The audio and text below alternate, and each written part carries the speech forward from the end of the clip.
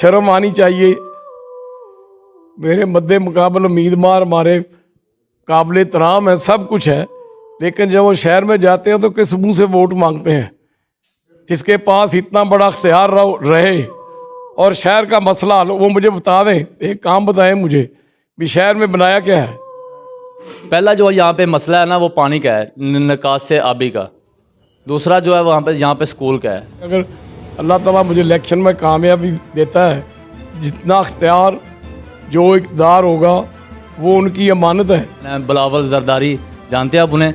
वो कह रहे हैं कि जो सियासत है ना वो यंग जनरेशन में रहेगी या ये बूढ़े बूढ़ों को एक तरफ करे।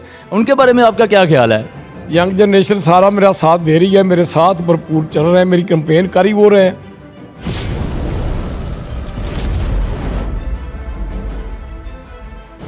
और हमारे साथ हल्का जिला कसूर के हल्का PP 184 के एक ऐसे ही बहादुर इंसान मौजूद हैं जो साबका DIG भी रह चुके हैं, जनाब हाजी राना मोहम्मद असलम खान। सर क्या सोच के अभी आपने आज़ाद उम्मीदवार के तौर पे मैदान में आने की सोची? बिस्मिल्लाहिर्रहमानिर्रहीम। मैंने इसलिए आज़ाद उम्मीदवार के तौर पे इलेक्शन लड़ने का फ़ैसला किया है, जो पार्टियाँ पहले आजमाई जा चुकी हैं और जिन्होंने मुल्क को इस स्टेज पे पहुँचा दिया है कि लोग यहाँ से मुल्क छोड़ छोड़ के दौड़ रहे हैं। तो अल्लाह करे हम कामयाब हों और कोशिश करेंगे अपने मुल्क को बचाएं, इसकी मईशत को ठीक करें, यहाँ पे लोग वापस आएँ। ये ना हो कि लोग घर छोड़ के भाग जाएं और मुल्क में ना रहे। तो इसलिए हमने फैसला किया आज़ाद इलेक्शन लड़ना है, आज़ाद रहेंगे, आज़ादी से बात करेंगे, ना किसी की ग़ुलामी की बात करेंगे, ना किसी के हम ये मंशूर के पाबंद होंगे। मेरा मंशूर है पाकिस्तान की बका, इस्तेकाम पाकिस्तान, ये मेरा मंशूर है। तो माशाल्लाह अभी हमारे इलाके में हल्का PP 184 में मसाइल बहुत ज़्यादा हैं, जैसा कि आप जानते हैं। तो उनके बारे में आपने कुछ यंग जनरेशन में अपने साथ मिलाई है कि या फिर तजर्बात जो हैं वो वही पुराने बंदे आपके साथ आएंगे? तजर्बात तो सबके साथ होते हैं, लेकिन जितने यंग बच्चे हैं सारे मेरे इसीलिए मेरे साथ हैं। यंग जनरेशन सारा मेरा साथ दे रही है, मेरे साथ भरपूर चल रहे हैं, मेरी कैंपेन कर ही वो रहे हैं।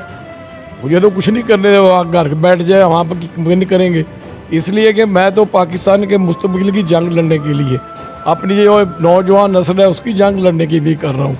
अभी जो पार्टियाँ साहब का हुकूमत ने खर्चा उन्होंने छोड़ा ही क्या उन्होंने? अगर नहीं आएंगे, बच्चे जवान होंगे, सारे आएंगे, इनको भी सियासत में हिस्सा लेने दें। ये को किसी की विरासत थोड़ी है।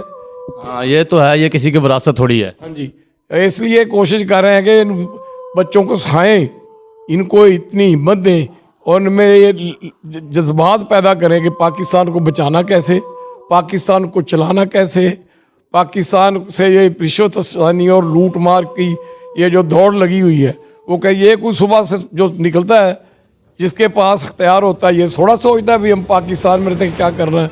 वो आके शाम को जेब खाली करके गिनता है मैंने सुबह से शाम तक पैसे कितने कमाए हैं, तो फिर मुल्क को खाक कोई बचाएगा।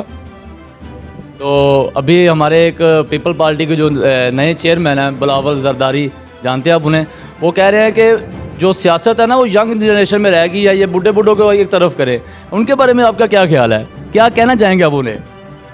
उनके बारे में ये कहूँगा कि उनके वालिद जो है माशाल्लाह मंजे हुए सियासतदान हैं और अजीम माँ के वो बेटे हैं, किसी को शक शुबे की गुंजाइश नहीं होनी चाहिए। लेकिन उनको ये सोचना चाहिए कि कल को ये ना हो कि जरदारी साहब को घर से निकाल दें कि आप बूढ़े हो गए, आप अब चले जाएं और मतलब आप तो इस काबिल ही नहीं रहे कि आप मतलब आपको कोई मतलब बड़ा कह सके। भाई अल्लाह की रहमत होती है, अल्लाह की रहमत होती है। हमें अल्लाह ताला ने का हुक्म है, दुनिया हज करती है, जाके दुआएं मांगती है, या अल्लाह मेरा हज कबूल कर लो, हज कबूल कर लो। नबी हमारा कहता है, कुरान कहता है जो अपने वालिद का चेहरा देखता है उसका मकबूल हज कबूल होता है। तो बूढ़ों की बरकत अल्लाह ताला करे, हर किसी के माँ बाप जिंदा रहें, उनकी खिदमत करें और अपने दीन पे अमल करें, दुनिया भी कमाएं दीन भी कमाएं। और सियासत के लिए भी वो सियासत करें, अच्छे हैं, बच्चे हैं, वज़ीर आज़म बने, मुल्क की खिदमत करें। ये कहना है कि बूढ़े जो हैं वो चल, कल को जब ये आई उस उम्र में पहुंचेंगे तो क्या अपनी औलाद से क्या उम्मीद रखेंगे। यानी कि आपके कहने का मतलब है कि लफ्ज़ों का चुनाव जो है ना वो दिमाग का, और लफ्ज़ों का जो चुनाव वो बताता है कि बंदे में कितना दिमाग है। ये मेरे कहने की तो भी बात नहीं है, मैं किसी के ज़ाती तनकीद करने का आदी नहीं हूँ। और उसने जो बात की है उसको शायद अपनी गलती का एहसास हो गया। हाँ, हो सकता है। अब नहीं हो क्या सकता, अगर नहीं हुआ तो ये तो नहीं हुआ अपने वालिद के साथ बात करता, बाप जाके दुबई बैठता है, पैर पकड़ के बना के वापस लेके आता है। हाँ, देखा है, हमने देखा है। ज़्यादा क्या, इससे ज़्यादा क्या एहसास है। और शुक्र है चलो अगर उसको एहसास हो गया कि बुज़ुर्गों की इज़्ज़त और एहतराम करना चाहिए तो उसको करना चाहिए। तो चलो इलाके की कुछ बात करते हैं। तो अभी हमारा जो आप अगर इंशाल्लाह हमारी दुआएं आपके साथ हैं, इलेक्शन जीतने के बाद पहला जो आप काम करेंगे वो उसमें जो मद्देनज़र जो चीज़ें हैं वो बता सके आप हमारे इलाके वालों को। ये बिल्कुल मैं सारे इलाके वालों को बता रहा हूँ कि अगर अल्लाह ताला मुझे इलेक्शन में कामयाबी देता है, जितना अख्तियार जो इक़्तिदार होगा वो उनकी अमानत है। भाई मैंने भी एक वोट डालना है, हर वोटर का एक वोट है। जितना मैं मतलब अख्तियार मतलब मेरा अख्तियार होगा, मेरे हर वोटर का MP मैंने अकेले नहीं पढ़ना है। मुझे जितने वोट पड़ेंगे वो सारे MP होंगे। और मेरा सबसे पहला मेरा ये है, मैं मंशूर जो है ये वो तो काम एक आम रूटीन के हैं, वो तो हमारा फ़र्ज़ है। मेरा सबसे ज़्यादा मंशूर ये है कि पाकिस्तान को मजबूत कैसे करना है, दुश्मनों की साजिशों से इसको महफूज कैसे करना है, इसकी मईशत को ठीक कैसे करना है, डाकुओं और चोरों से इसकी जान कैसे छुड़ानी है, ताकि गरीब बंदा जो है वो आराम से अपनी रोटी तो खा सके। बिल्कुल, हमारे यहाँ पे कुछ मसाइल में से हम कुछ आपके सामने डिस्कस करेंगे, अल्लाह आपको कामयाब करे और वो मसाइल हल हो जाएं। पहला जो यहाँ पे मसला है ना वो पानी का है, निकास से आबी का। दूसरा जो है वहाँ पे यहाँ पे स्कूल का है। हम आपसे अपील करेंगे, गुजारिश भी करेंगे कि ये दो मसले जो है ना ये आप ज़रूर देखें। ये मसाइल जो है ये मेरे उन भाइयों के भी हैं जो मेरा साथ दे रहे हैं, जिन्होंने मेरा साथ दिया है। शर्म आनी चाहिए, मेरे मद्दे मुकाबले उम्मीदवार हमारे काबिल एहतराम है, सब कुछ है, लेकिन जब वो शहर में जाते हैं तो किस मुँह से वोट मांगते हैं। जिसके पास इतना बड़ा अख्तियार रहे और शहर का मसला वो मुझे बता दें, एक काम बताएं मुझे भी शहर में बनाया क्या है, क्या किया है।